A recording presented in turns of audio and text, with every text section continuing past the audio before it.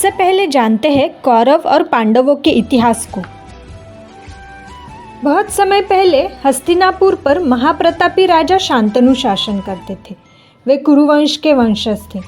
उनके राज्य में सुख, समृद्धि व खुशहाली थी। उनकी प्रजा उनसे बहुत प्रसन्न थी। एक दिन वो गंगा के किनारे स्थित एक जंगल में शिकार करने गए।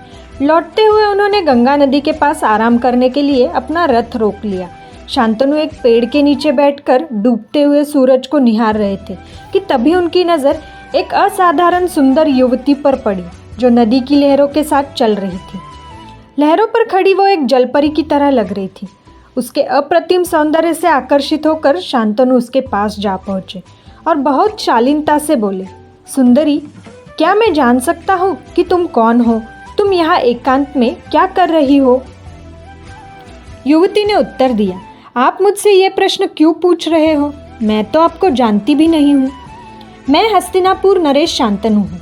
मैंने ऐसा अलौकिक सौंदर्य आज से पहले कभी नहीं देखा। मैं तुम्हें देखते ही तुमसे प्रेम करने लगा हूँ।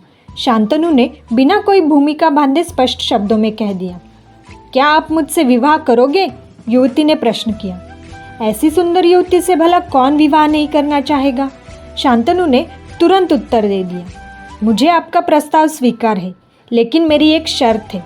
उस युवती ने कहा, मैं गंगा हूँ, इस पवित्र नदी की देवी। मैं देवता के एक कार्य की सिद्धि के लिए पृथ्वी पर आपकी जीवन संगनी बनने आई हूँ।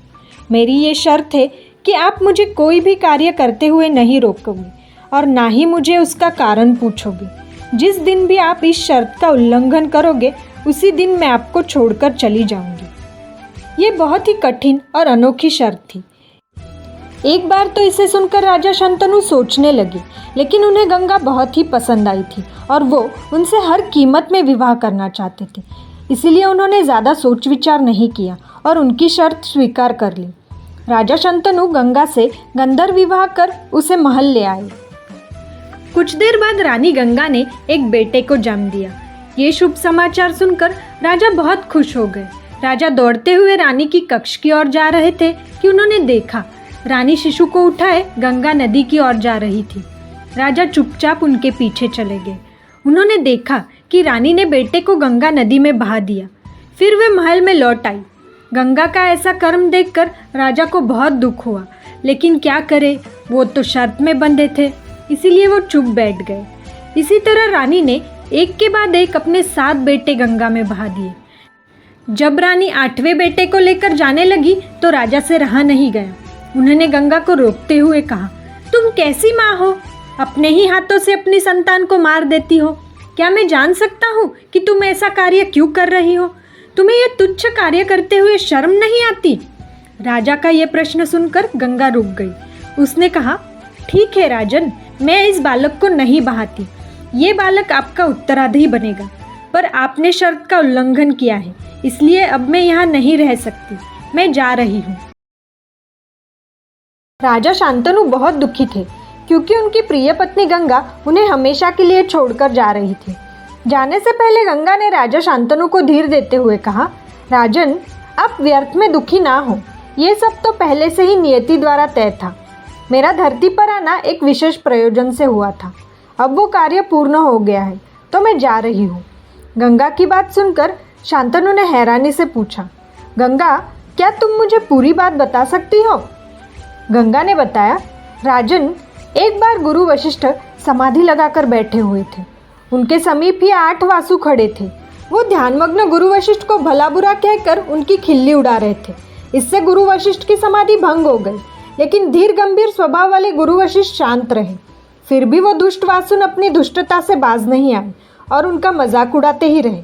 वासुओं की दुष्टता देखकर अब गुरु वशिष्ठ अपने क्रोध पर नियंत्रण नहीं रख सके और उन्होंने वासुओं को शाप दिया, तुमने एक तपस्वी का मजाक उड़ाया है, इसीलिए तुम्हें पृथ्वी पर जाकर मनुष्य का जन्म लेकर उनकी तरह ही मानसिक और शारीरिक यातनाएं सहन करनी पड़ेगी।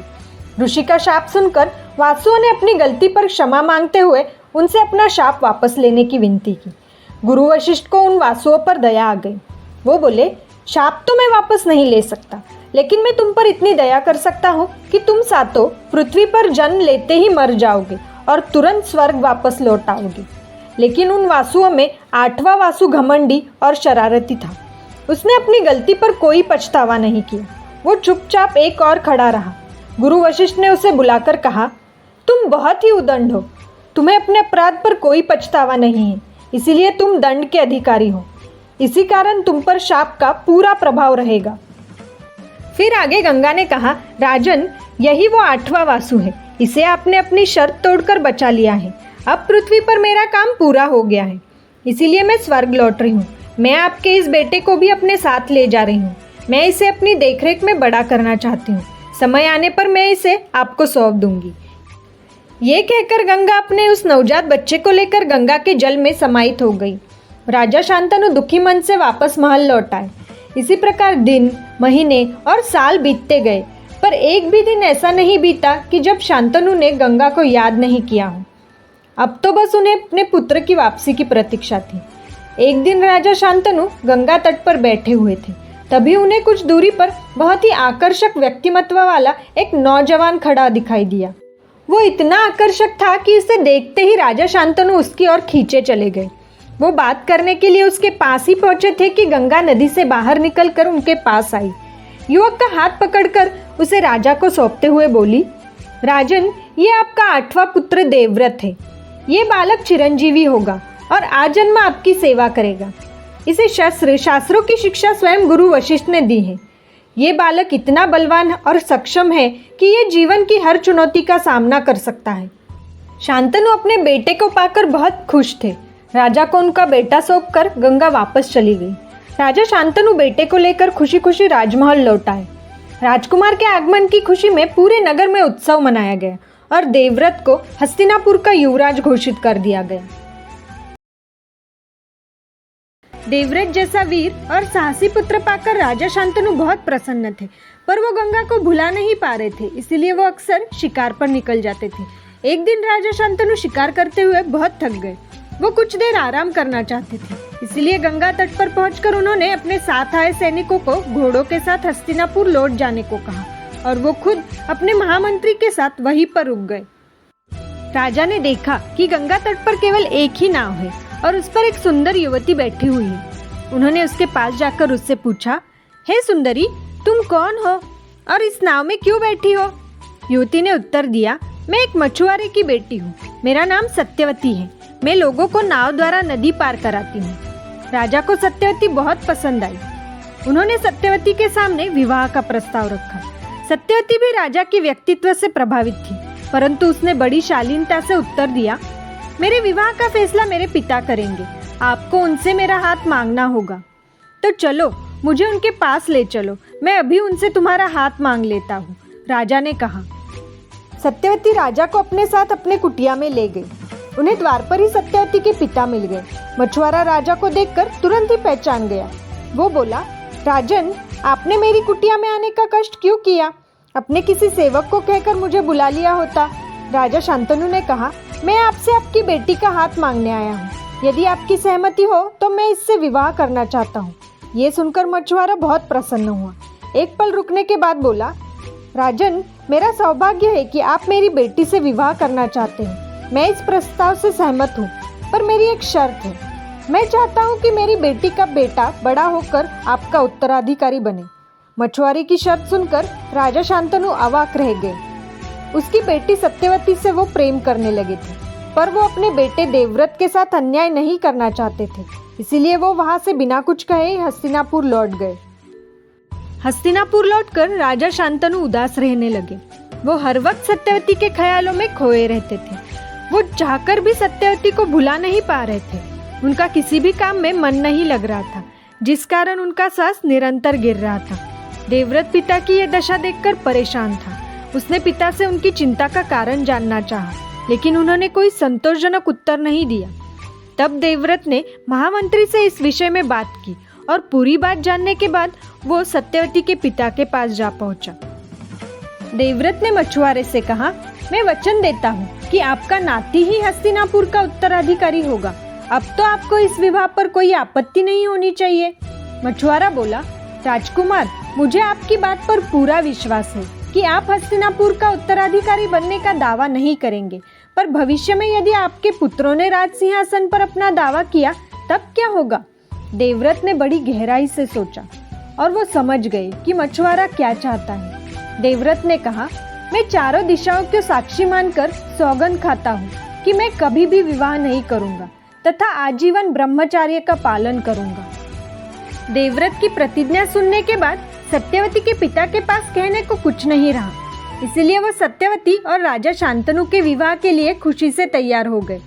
फिर देवव्रत मछुआरे की आज्ञा से सत्यवती को अपने साथ महल ले आया। महल पहुंचकर वो राजा शांतनु से बोला, पिताश्री देखिए मैं किन्हें लेकर आया हूँ, अब आप खुशी खुशी इनसे विवाह कर ले। राजा शांतनु सत्यवती को देखकर खुश हो गए, लेकिन जब उनको सच्चाई का पता चला तो पुत्र का प्रेम देखकर उनकी आंखों से आंसू छलक आए। वो बोले, देवव्रत मुझे तुम पर गर्व है।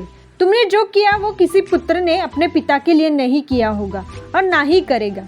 मैं तुम्हें इच्छा मृत्यु का आशीर्वाद देता हूँ।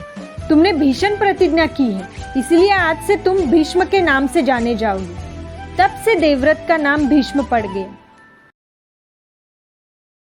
राजा शांतनु ने सत्यवती से विवाह कर लिया। सत्यवती को पत्नी के रूप में पाकर राजा बहुत खुश थे। समय के साथ उनके 2 पुत्र हुए, जिनके नाम उन्होंने चित्रांगद और विचित्रवर्य रखे। दोनों राजकुमार अभी छोटे ही थे कि राजा शांतनु का स्वर्गवास हो गया। परंपरा के अनुसार हस्तिनापुर के सिंहासन पर सत्यवती के बड़े बेटे चित्रांगद को बैठाया गया, पर उन्हें भी गंधर्वों के साथ युद्ध करते हुए वीरगति प्राप्त हो गई। चित्रांगद की मृत्यु के बाद विचित्रवर्य को सिंहासन पर बैठाया गया और वो भीष्म के संरक्षण में राजकाज देखने लगे। उसी समय काशी नरेश की पुत्रियां अंबिका और अंबालिका का विवाह विचित्रवर्य से हुआ, लेकिन इसे भाग्य की विडंबना ही कहा जाएगा। अभी महाराज विचित्रवर्य का विवाह कुछ ही समय हुआ था और उनकी अकाल मृत्यु हो गई। उस समय तक दोनों ही राजकुमारियों से उत्तराधिकारी की प्राप्ति नहीं हुई थी। राज्य को अपने उत्तराधिकारी की चिंता सताने लगी, क्योंकि महाराज विचित्रवर्य की मृत्यु हो चुकी थी और राजकुमार भीष्म ने आजीवन ब्रह्मचर्य का व्रत धारण किया था। राजमाता सत्यवती बहुत दुखी थी और वो स्वयं को बार बार कोस रही थी। उसे एहसास हो रहा था कि उसने और उसके पिता ने जो अन्याय भीष्म के साथ किया है, ये उसी का प्रतिफल है। ऐसे में उनकी उत्तराधिकारी प्राप्त करने की चिंता स्वाभाविक भी थी। तब सत्यवती को महर्षि वेदव्यास का ध्यान आया। जब वो अविवाहित थी तब पराशर मुनि से उन्हें एक पुत्र हुआ था। वो पुत्र महर्षि वेदव्यास ही थे। महर्षि वेदव्यास ने ही कालांतर में महाभारत की रचना की थी। सत्यवती ने तुरंत एक दूत महर्षि व्यास के आश्रम में भेजा और उन्हें हस्तिनापुर बुलवा लिया। रानी सत्यवती का संदेश पाते ही महर्षि व्यास तुरंत हस्तिनापुर जा पहुंचे। व्यास बहुत बड़े ज्ञानी और तपस्वी थे। उनके हस्तिनापुर आने पर रानी उन्हें अपनी चिंता का कारण बताती है। सत्यवती व्यास को अपने ज्ञान और तप से अंबिका और अंबालिका को गर्भवती करने को कहती है। व्यास अपनी माँ को मना नहीं कर पाते और वही राजमहल में रुकते हैं। पहले अंबिका महर्षि वेदव्यास के सामने जाती है। अंबिका व्यास के सामने डर जाती है और अपनी आंखें बंद कर लेती हैं। इसके अगले दिन बाद अंबालिका महर्षि वेदव्यास के सामने जाती है। वो आंखें तो बंद नहीं करती, परंतु वो महर्षि वेदव्यास के तेज के सामने पीली पड़ जाती है। इसके बाद राजमाता सत्यवती ने वेदव्यास से इसके परिणामों के बारे में पूछा। तब वेदव्यास ने बताया कि राजकुमारी अंबिका ने अपनी आंखें बंद कर ली थी, इस कारण उनका पुत्र अंधा होगा, परंतु वो बहुत बलशाली होगा। और राजकुमारी अंबालिका पीली पड़ गई थी, इस कारण उसका पुत्र निस्तेज होगा और उसकी आयु कम होगी, परंतु वो बहुत बलशाली और सुंदर होगा। इन परिणामों को सुनकर राजमाता सत्यवती दुखी हो गई, क्योंकि उनकी समस्या अभी भी खत्म नहीं हुई थी। क्योंकि एक राजकुमार जन्म से अंधा और दूसरा राजकुमार अल्पायु के साथ जन्म लेने वाला था, तो हस्तिनापुर के भविष्य की बागडोर किसके हाथ में सौंपी जाती। इसीलिए सत्यवती चाहती थी कि अंबिका दोबारा व्यास के पास जाए, लेकिन अंबिका बहुत डरी हुई थी, इसीलिए उसने अपनी दासी को व्यास के पास भेज दिया। अंबिका की दासी बुद्धिमान और निडर थी, इसीलिए व्यास से मिलते हुए उसे ना तो किसी प्रकार का डर था और ना ही हिचकिचाहट। जब वो दासी व्यास के कक्ष से चली गई तो उन्होंने सत्यवती से कहा, इसका पुत्र बुद्धिमान, ज्ञानी और राजनीति की समझ रखने वाला होगा। अपनी माता सत्यवती की मनोकामना पूरी कर महर्षि वेदव्यास अपने आश्रम लौट गए। उधर हस्तिनापुर में इस प्रकार कुरुकुल में 3 राजकुमारों का जन्म हुआ और जैसे कि महर्षि वेदव्यास ने कहा था, राजकुमारी अंबिका का पुत्र जन्मांध हुआ और इसका नाम धृतराष्ट्र रखा गया। राजकुमारी अंबालिका का पुत्र निस्तेज था और इसका नाम पांडु रखा गया और दासी पुत्र जो बहुत ही बुद्धिमान था उसका नाम विदुर रखा गया। तीनों राजकुमारों की शिक्षा दीक्षा भीष्म की निगरानी में होने लगी। इनमें धृतराष्ट्र बहुत ही शक्तिशाली थे, पांडु एक अच्छे तीरंदाज थे और विदुर बहुत ज्ञानी थे। तीनों में आयु में सबसे बड़े धृतराष्ट्र थे, परंतु उनके अंध होने के कारण उन्हें राजा नहीं बनाया जा सकता था। इसीलिए उनके छोटे भाई राजकुमार पांडु को हस्तिनापुर का महाराज घोषित किया गया और विदुर को राज्य का महामंत्री बनाया गया। भीष्म की देखरेख में धृतराष्ट्र, पांडु और विदुर अपनी शिक्षा ग्रहण करने लगे थे। तीनों नीति शास्त्र, इतिहास, पुराण, गज शिक्षा और विद्या के अन्य प्रकारों में पारंगत हो गए। पांडु बहुत अच्छे धनुर्धर थे, धृतराष्ट्र उनमें सबसे बलवान थे और विदुर धर्मपारायण और नीतिपारायण में कुशल थे। काल व्यतीत होने के साथ साथ ही तीनों बालक बड़े हो गए। धृतराष्ट्र अंधे होने के कारण और विदुर दासी के पुत्र होने के कारण भीष्म ने पांडु को राज सिंहासन पर बैठाया। हस्तिनापुर साम्राज्य अपनी समृद्धि के लिए बहुत प्रसिद्ध था। भीष्म पितामह चाहते थे कि इसकी सीमाओं का और अधिक विस्तार किया जाए। इस काम के लिए जरूरी था कि सीमावर्ती राज्यों से दोस्ती की जाए। भीष्म को पता चला कि गांधार नरेश सुबल की पुत्री गांधारी अत्यंत सुंदर लक्षणों और गुणों वाली है। साथ ही उसने भगवान शंकर की आराधना करके 100 पुत्रों का वरदान भी प्राप्त किया है। भीष्म ने विदुर के साथ विचार विमर्श कर गांधार नरेश से राजकुमार धृतराष्ट्र के लिए राजकुमारी गांधारी का हाथ मांगा। हस्तिनापुर से प्रस्ताव आना एक गर्व की बात थी, परंतु धृतराष्ट्र के अंधेपन के कारण गांधार नरेश इसे स्वीकार करने से हिचकिचा रहे थे। तभी गांधारी ने साहस करके अपने पिता से कहा, पिताश्री, जहाँ तक उनके अंधेपन की बात है तो मैं आज से इस संसार को नहीं देखूंगी। यह कहकर गांधारी ने अपनी आंखों पर एक रेशमी पट्टी बांध ली। गांधारी का भाई शकुनी स्वयं गांधारी को लेकर हस्तिनापुर गया और उसका विवाह धृतराष्ट्र से संपन्न कराया।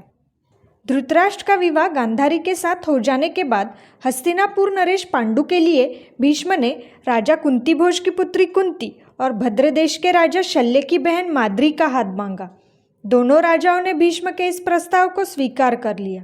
कुंती और माद्री के साथ पांडु का विवाह धूमधाम से संपन्न हुआ। वहीं राजा देवक के यहाँ एक बहुत ही सुंदर दासी पुत्री थी, जिसके साथ भीष्म ने विदुर का विवाह रचाया। समय अवंती पर श्री कृष्ण के दादा यदुवंशी शूरसेन राज्य करते थे। उनके फुफेरे भाई कुंती भोज की कोई संतान नहीं थी। शूरसेन ने कुंती भोज को वचन दिया था कि उनकी जो पहली संतान होगी उसे वो कुंती भोज को गोद दे देंगे। इसीलिए शूरसेन ने अपनी पहली संतान पुत्री पृथा को कुंती भोज को गोद दे दिया था। वही कुंती का लालन पालन हुआ। कुंती भोज की पुत्री कहलाने के कारण पृथा का नाम कुंती पड़ गया। कुंती वासुदेव की बहन और श्री कृष्ण की बुआ थी। बचपन से ही कुंती का साधु संतों, गुरुजनों व बड़ों के प्रति आदर भाव तथा स्नेह भाव था। एक बार राजा कुंती भोज के पास जरा सी बात पर क्रोध करने वाले महर्षि दुर्वासा पधारे। महर्षि दुर्वासा की सेवा करना ये कोई आसान कार्य नहीं था, लेकिन कुंती ने बड़े ही सावधानी और सहनशीलता के साथ ऋषि दुर्वासा की सेवा की। उसकी सेवा से प्रसन्न होकर दुर्वासा ऋषि ने उसे वर देते हुए कहा, कुंती, मैं तुम्हारी श्रद्धा देखकर बहुत प्रसन्न हूँ। मैं तुम्हें वर देता हूँ कि तुम किसी भी देवता को पृथ्वी पर बुला सकती हो और उससे पुत्र की प्राप्ति कर सकती हो। एक दिन कुंती नदी तट पर सूर्य की अर्चना कर रही थी। तभी उसे ऋषि दुर्वासा का वर याद आ गया। उसने सोचा कि क्यों न एक बार ऋषि द्वारा दिए गए वर की सत्यता को परख लूं, और उसने तुरंत ही मंत्र द्वारा सूर्यदेव का आवाहन किया। मंत्रोच्चारण करते ही सूर्यदेव साक्षात प्रकट हो गए।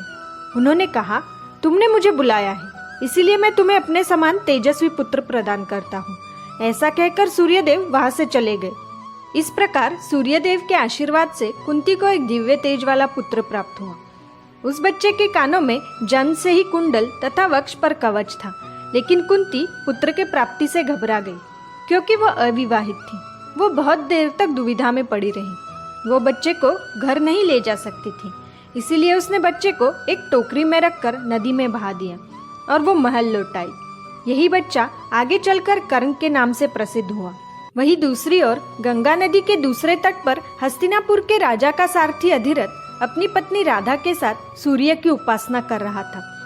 जब सारथी दाम्पत्य ने एक सुंदर टोकरी लहरों के साथ बहती देखी तो वो उत्सुकता से आगे बढ़े और उन्होंने टोकरी को उठाया। टोकरी के अंदर नवजात बालक को देखकर अधिरथ और उसकी पत्नी राधा की खुशी की तो कोई सीमा ही नहीं रही, क्योंकि वो निस्संतान थी।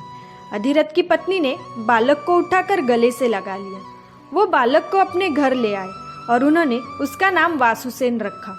आगे चल के यही बालक विश्व में राधेय, अंगराज और कर्ण के नाम से विख्यात हुआ। कुंती और माद्री के साथ पांडु का विवाह हो जाने के बाद एक बार राजा पांडु ने कुछ समय एकांत में अपनी रानियों के साथ व्यतीत करने का मन बनाया। वो राज्य की जिम्मेदारी धृतराष्ट्र को सौंपकर अपनी दोनों रानियों को लेकर हिमालय की ओर निकल पड़े। पांडु एक दिन वन में अपनी पत्नियों के साथ घूम रहे थे कि तभी उनकी नज़र हिरण के एक जोड़े पर पड़ी जो प्रणय क्रीड़ा में व्यस्त थे। बस फिर पांडु ने बिना कुछ सोचे हिरणों पर तीर चला दिए। वास्तव में हिरण के जोड़े के रूप में स्वयं मुनि किदम और उनकी पत्नी थी।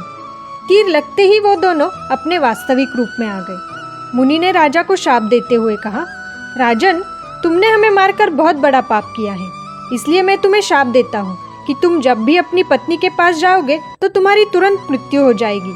मुनि किदम द्वारा शापित होने के बाद पांडु निराश हो गए और उन्होंने हिमालय पर्वत पर रहकर तप करने का निश्चय किया।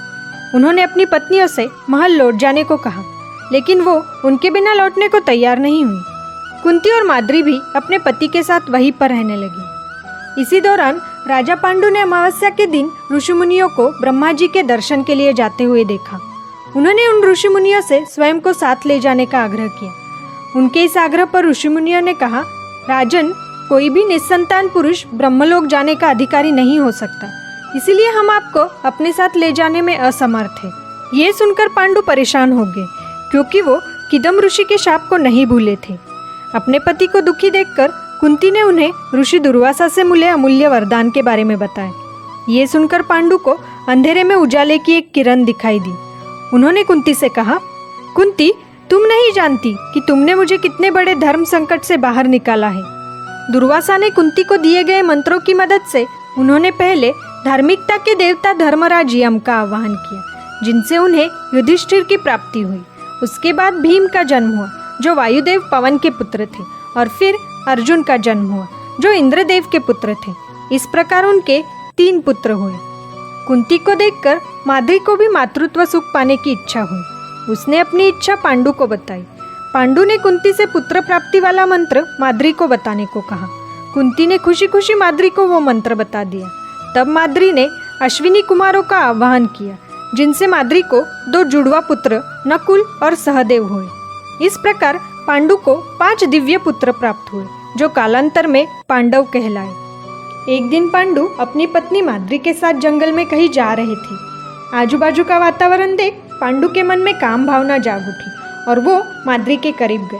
माद्री ने उन्हें ऋषि के श्राप की याद दिलाई, परंतु पांडु ने उसे अनसुना किया और ऋषि के श्राप के कारण उनकी वहीं पर मृत्यु हो गई। दोनों रानियां पति के साथ सती हो जाना चाहती थी, लेकिन वहां उपस्थित ऋषियों के समझाने पर और 5 पांडवों के खातिर कुंती ने पांडु के साथ सती हो जाने का विचार छोड़ दिया, जबकि माद्री ने अपने आप को पांडु के मृत्यु का कारण मानकर उसी के साथ सती हो जाना उचित समझा। फिर ऋषियों ने कुंती से कहा, पुत्री, अब तुम यहाँ रहकर क्या करोगी? तुम अपने 5 पुत्रों को लेकर हस्तिनापुर लौट जाओ।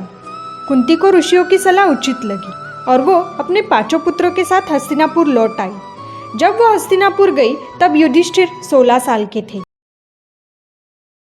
जब ये खबर हस्तिनापुर पहुंची कि लंबे समय से खोए हुए पांडव वापस आ रहे हैं, तो दुर्योधन ईर्ष्या और घृणा की लहर से खिन्न हो गया।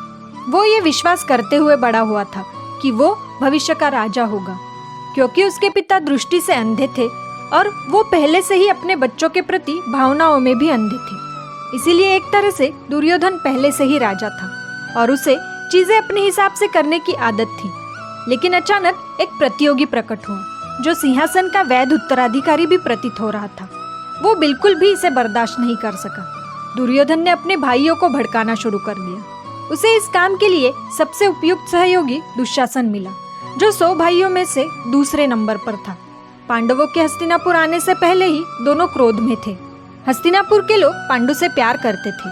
16 वर्ष तक पांडु आत्मनिर्वासन में था और अब वो मर चुका था, लेकिन उसके बच्चे जिन्हें उन्होंने पहले कभी नहीं देखा था वो वापस आ रहे थे।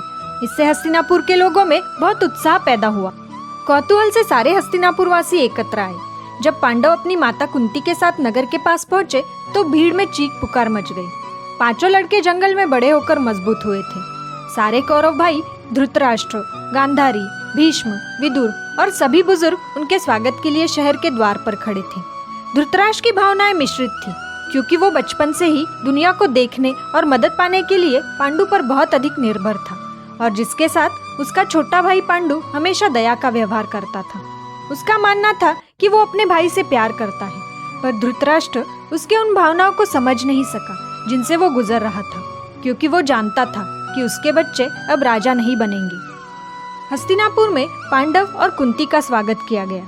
पांडु का मृत्यु संस्कार किया गया, और जैसे ही पांडव महल में दाखिल हुए, नियति अपने आप सामने आने लगी, खासकर भीम और दुर्योधन के बीच, क्योंकि ये दोनों सबसे मजबूत थे। भीम का शरीर विशालकाय की तरह था और दुर्योधन शारीरिक ताकत में उससे काफी मेल खाता था। भीम अपने जीवन में पहली बार राजमहल होने को लेकर बहुत उत्साहित था। दुर्योधन और भीम की पहली आधिकारिक भिड़ंत तब हुई जब वो कुश्ती के मैदान में उतरे। दुर्योधन को पूरा विश्वास था कि उसे कभी कोई हरा नहीं सकता। वो अपने 100 भाइयों में से सबसे ताकतवर था और उसकी उम्र का कोई भी व्यक्ति कुश्ती के मैदान में उसका मुकाबला नहीं कर सकता था। जब उसने भीम को एक के बाद एक कुश्ती जीतते हुए देखा तो दुर्योधन ने सोचा कि भीम को अपने स्थान पर रखने के लिए सबसे अच्छी बात यह होगी कि उसे पूरे परिवार की उपस्थिति में कुश्ती के लिए आमंत्रित किया जाए। लेकिन भीम ने बिना किसी लड़ाई के उसे तुरंत नीचे गिरा दिया। दुर्योधन टूट गया। हार की शर्मंदगी ने उसके गुस्से और नफरत को इस हद तक बढ़ा दिया था कि वो अब उन्हें ना तो रोक सकता था और ना ही छुपा सकता था। दुर्योधन ने भीम के खिलाफ साजिश रचनी शुरू कर दी। एक दिन शकुनी ने दुर्योधन को सलाह देते हुए कहा, दुर्योधन, ये इस तरह काम नहीं करेगा। बेहतर होगा कि हम महल के बाहर हत्या की साजिश रचें। महल के अंदर तुम्हें इसे बारीकी से करना होगा, लेकिन तुम्हारा चचेरा भाई इतना बड़ा बैल है कि उसे इस तरह नहीं मारा जा सकता। शकुनी ने आगे दुर्योधन को समझाते हुए कहा, तुम भीम से मित्रता करो, उसे प्यार करो, उसके साथ कुश्ती मत करो, उस पर चिल्लाओ मत, उसके साथ मुस्कुराओ। वो मूर्ख है, वो इसके झांसे में आ जाएगा। इस तरह दुर्योधन सदैव ईर्ष्या, घृणा और क्रोध से भरा रहता था, लेकिन वो शकुनी ही था जिसने उसे छल की कला सिखाई। इसीलिए दुर्योधन ने 5 भाइयों, विशेषकर भीम से मित्रता कर ली। उन सभी ने सोचा कि दुर्योधन का हृदय वास्तव में बदल गया है और वो उनसे प्यार करता है। केवल सहदेव इसके झांसे में नहीं आया और उसने दूरी बनाए रखी। बाकी 4 भाई दुर्योधन पर मोहित हो गए। दुर्योधन ने उन पर उपहारों की वर्षा की। एक उपहार जिसकी भीम को वास्तव में परवाह थी वो भोजन था। दुर्योधन ने उसे इतना खिलाया जितना वो चाहता था। भीम की लोलुपता ऐसी थी कि जिसने भी उसे भोजन दिया वो उसका मित्र बन गया। एक दिन दुर्योधन ने पांडवों को गंगा तट पर घूमने का सुझाव दिया। शकुनी ने सावधानी पूर्वक योजना बनाई। उन्होंने एक मंडप की व्यवस्था की। दुर्योधन ने मेजबान की पूरी भूमिका निभाई। सभी को भोजन परोसा गया। दुर्योधन ने सबके खाने के लिए लड्डू बनवाए और 2 बड़े बड़े लड्डुओं में जहर मिला दिया, जो उसने भीम को दी। इसमें एक विशेष प्रकार का जहर डाला गया था जो धीरे धीरे असर करता था।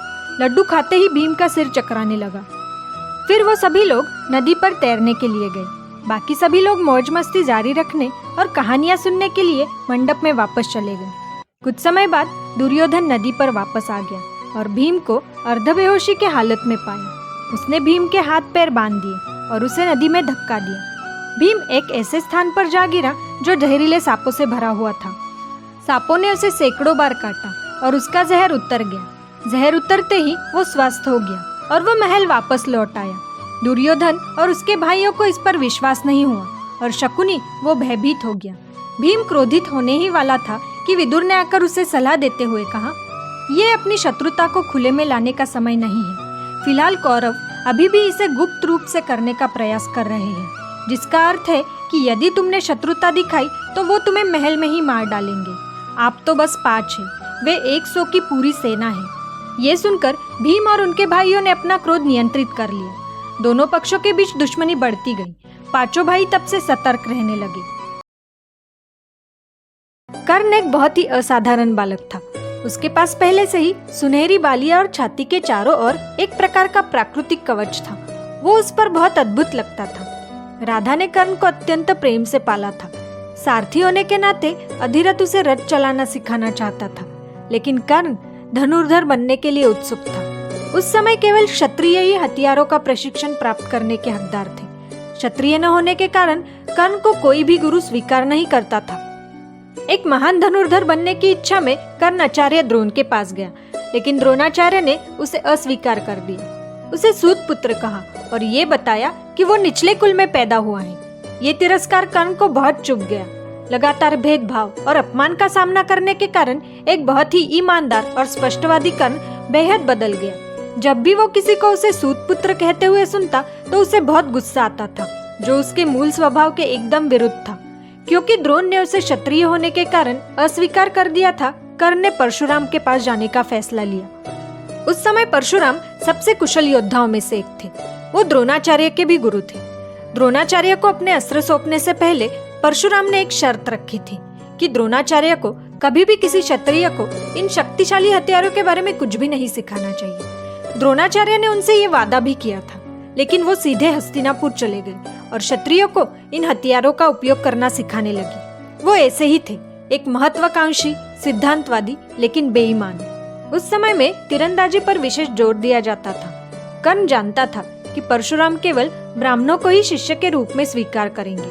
सीखने की उत्सुकता में वो नकली जनेऊ पहनकर परशुराम के पास गया और ब्राह्मण होने का नाटक किया। परशुराम ने उसे एक शिष्य के रूप में स्वीकार कर लिया और कर्ण को वो सब सिखाया जो वो जानते थे। कर्ण ने बहुत तेजी से सीखा। किसी अन्य शिष्य में उस प्रकार की स्वाभाविक कुशलता एवं योग्यता नहीं थी। परशुराम उससे बहुत प्रसन्न हुए। परशुराम बहुत बूढ़े हो चुके थे। एक दिन जब वो जंगल में प्रशिक्षण दे रहे थे तो उन्हें बहुत थकान और बेहोशी महसूस होने लगी। उन्होंने कर्ण से कहा कि उन्हें लेटने की जरूरत है।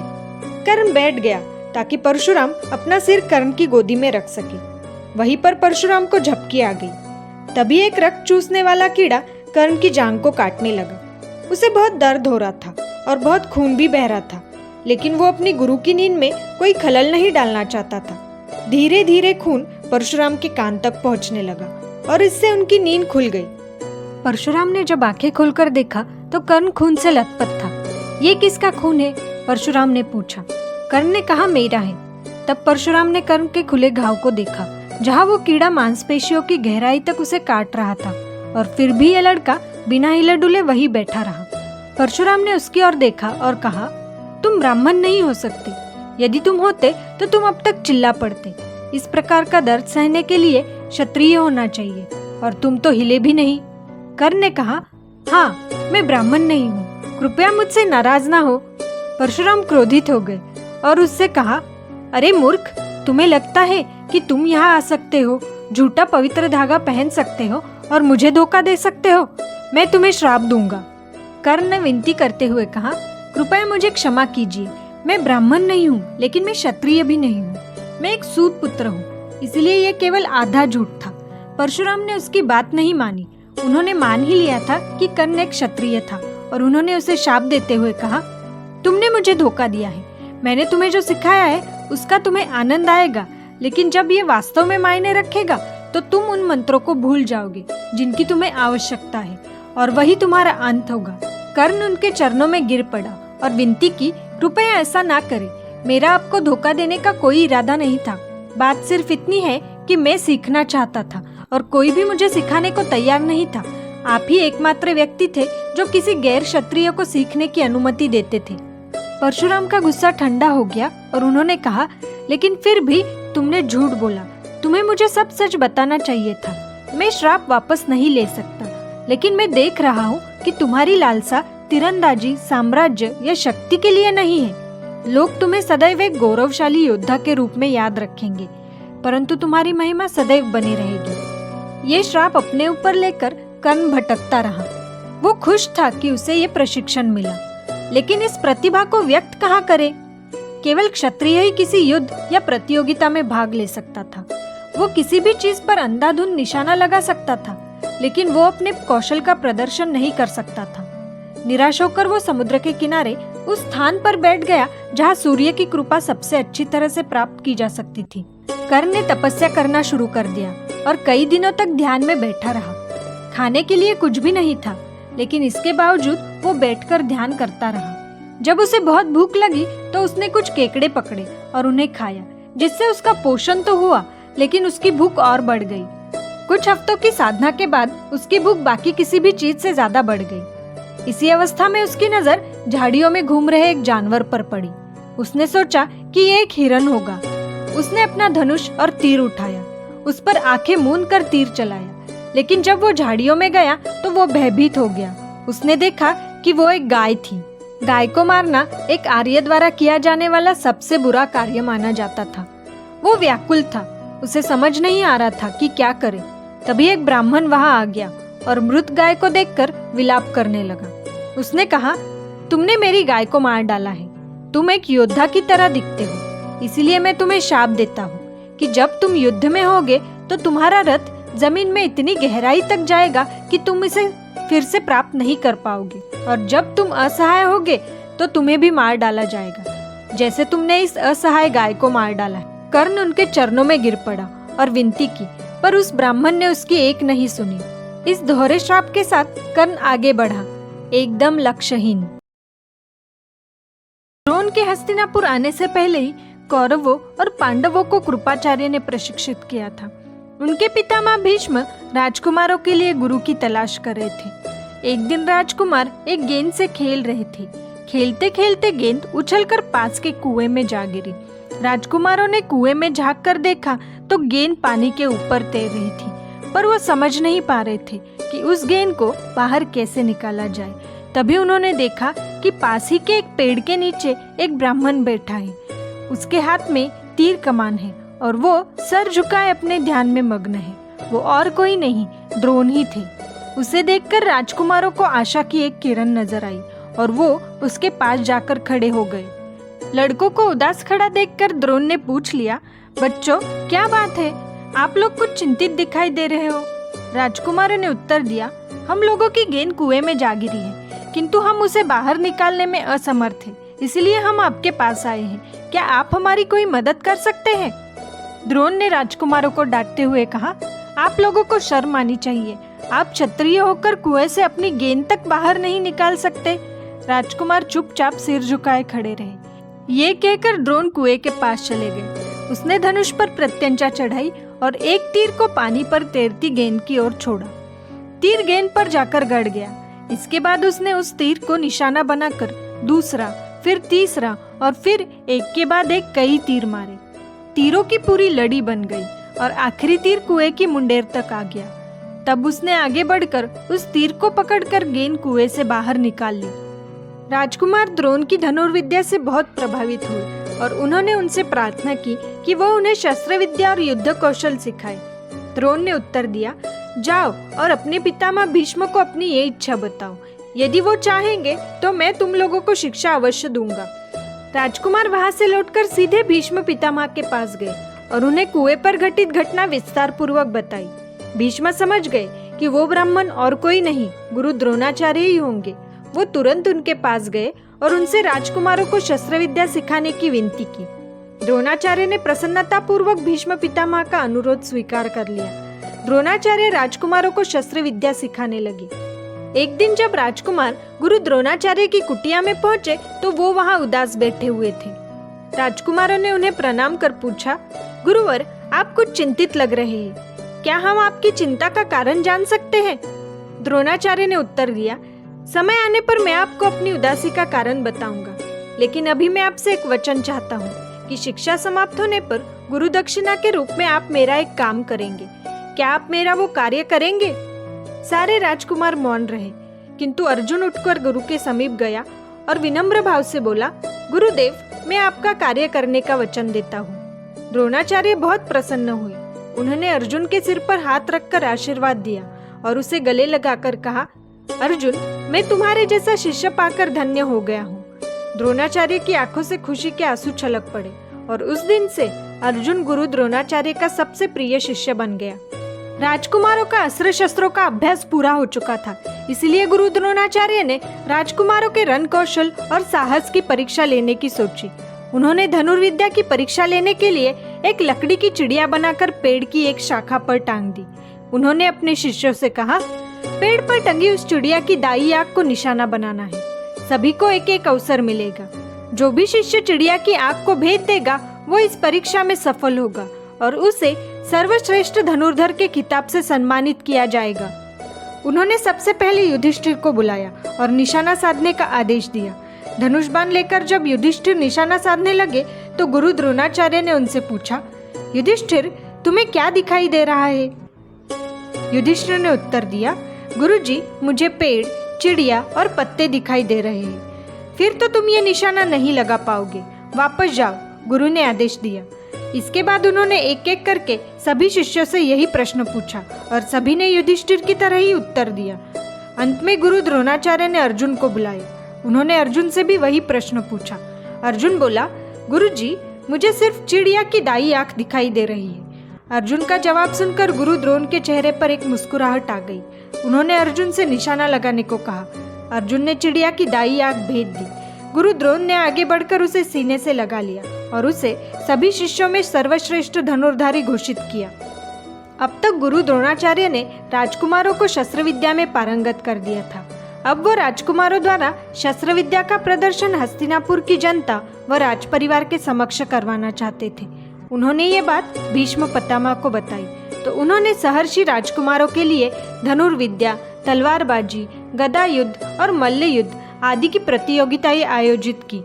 प्रतियोगिता में राजकुमारों ने अपने अपने कौशल दिखाने प्रारंभ किए। धनुर्विद्या और गदा युद्ध विशेष आकर्षण के केंद्र थे। अर्जुन ने धनुर्विद्या के आश्चर्यजनक करतब दिखाए। अपनी आंखों पर पट्टी बांधकर उसने शब्दभेदी तीर चलाया। इसके अलावा एक तीर चलाकर अग्नि प्रज्वलित कर दी तो दूसरे तीर से वर्षा होने लगी। भीम और दुर्योधन के बीच हुआ गदा युद्ध भी देखने योग्य था। भीम और दुर्योधन दोनों को ही गदा युद्ध में महारत हासिल थी, इसीलिए दोनों के बीच का युद्ध भयंकर हो चला था। द्रोणाचार्य के पुत्र अश्वत्थामा ने उनके बीच बचाव किया था। उसी समय घटी एक और घटना ने सबको अचंभित कर दिया। कर्ण ने भी उस प्रतियोगिता में अपनी धनुर्विद्या दिखाने की इच्छा व्यक्त की। क्यों नहीं कर्ण, तुम भी अपनी तीरंदाजी का जोहर दिखा सकते हो, गुरु द्रोणाचार्य ने उसे कहा। किंतु मैं तीरंदाजी में अर्जुन से मुकाबला करना चाहता हूँ, कर्ण ने उत्तर दिया। राजपरिवार के लोग जानते थे कि कर्ण और अर्जुन के बीच का मुकाबला भी जीने मरने जैसा होगा, इसीलिए गुरु कृपाचार्य ने तर्क दिया कि ये प्रतियोगिता सिर्फ राजकुमारों के लिए है, इसीलिए कर्ण इसमें हिस्सा नहीं ले सकता क्योंकि वो एक सूत पुत्र है। दुर्योधन को ये अपने जीवन का सबसे बड़ा अवसर लगा और वो इसे जाने नहीं देना चाहता था, क्योंकि उसकी सबसे बड़ी चिंता ये थी कि उसके भाइयों में कोई धनुर्धर नहीं था। उसे विश्वास था कि वो एक दिन भीम को हरा देगा। उसके कुछ भाई नकुल और सहदेव को भी मार डालेंगे और वो एक दिन युधिष्ठिर को भी मार सकता है। लेकिन उन्हें चिंता थी अर्जुन की, क्योंकि उनके पास उसकी बराबरी करने वाला कोई धनुर्धर नहीं था। इसीलिए जब उसने कर्ण और उसकी क्षमता को देखा तो उसने तुरंत उसे पकड़ लिया। उसने खड़े होकर राजा से कर्ण की ओर से प्रार्थना की और उसने कहा, हे पिताजी, कर्ण अभी यही है। यदि अर्जुन उससे प्रतिस्पर्धा नहीं करना चाहता क्योंकि कर्ण राजा नहीं है तो मैं उसे राजा बना दूंगा। हमारा एक छोटा सा राज्य है, सुदूर देश, जिसे अंग कहा जाता है। अंग का राज्य अभी राजा विहीन है। मैं कर्ण को अंग देश का राजा घोषित करता हूँ। वो अंग के राजा है। मुझे इसकी परवाह नहीं कि उसके पिता कौन है। मैं उसे अपने दोस्त के रूप में गले लगाता हूँ। उन्होंने कर्ण को गले लगाया और कहा, तुम मेरे भाई हो और एक राजा हो। कर्ण ने दुर्योधन का धन्यवाद प्रकट किया और उनकी दोस्ती और गहरी हो गई। आगे क्या क्या हुआ हस्तिनापुर में, आगे की महाभारत कहानियाँ सुनने के लिए चैनल को सब्सक्राइब करना मत भूलना।